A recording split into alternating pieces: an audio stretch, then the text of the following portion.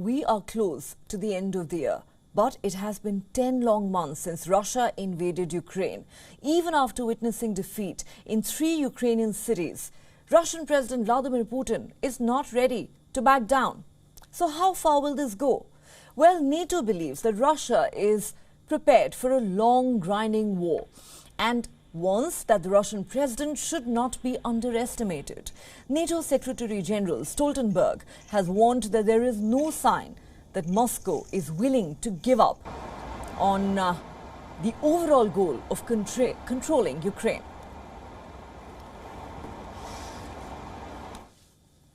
So we should not underestimate Russia. Russia is planning for a long war. And actually we also see that they are trying to, after have lost the momentum for some months, they are now trying to regroup, to repair, to enable them to launch new offensives.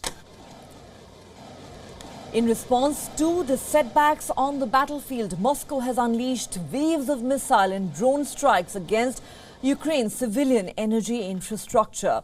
US reports say Washington is finalizing plans to send its most advanced Patriot missile batteries to Ukraine to add to other Western air defense systems provided to Kiev. Ukraine's demands for more weapons and a huge flow of ammunition have drained the stockpiles of NATO members and sparked fears the alliance's defense industries may not be able to produce enough. So if we want a negotiated solution that ensures that Ukraine prevails as a sovereign independent nation, the best way, the fastest way to achieve that is to support them militarily. So President Putin understands that he cannot win on the battlefield, but has to sit down and negotiate in good faith. As the West vows to support Kiev, Putin is seeking proposals from his armed forces commanders on how they think Russia's military campaign in Ukraine should proceed. He spoke to the top commanders at the Russian military's operation headquarters. Ukraine claims Russia is preparing a fresh offensive against Kiev early next year, but analysts doubt that Moscow can regenerate its battered forces for such a major operation in such a short span of time. Ukraine's top commander says the Russians are preparing some 200,000 fresh troops and fears that a major Russian attack could come as early as February next year, or perhaps in March, or at the worst, in January itself. Ukraine has held out since February and turned the tide of Russia's invasion thanks to an influx of Western financial and high-tech weaponry. Ukraine is meanwhile working to restore electricity and water supplies after Russia's latest wave of attacks that pushed multiple cities into darkness and forced people to endure sub-zero temperatures without heating or running water.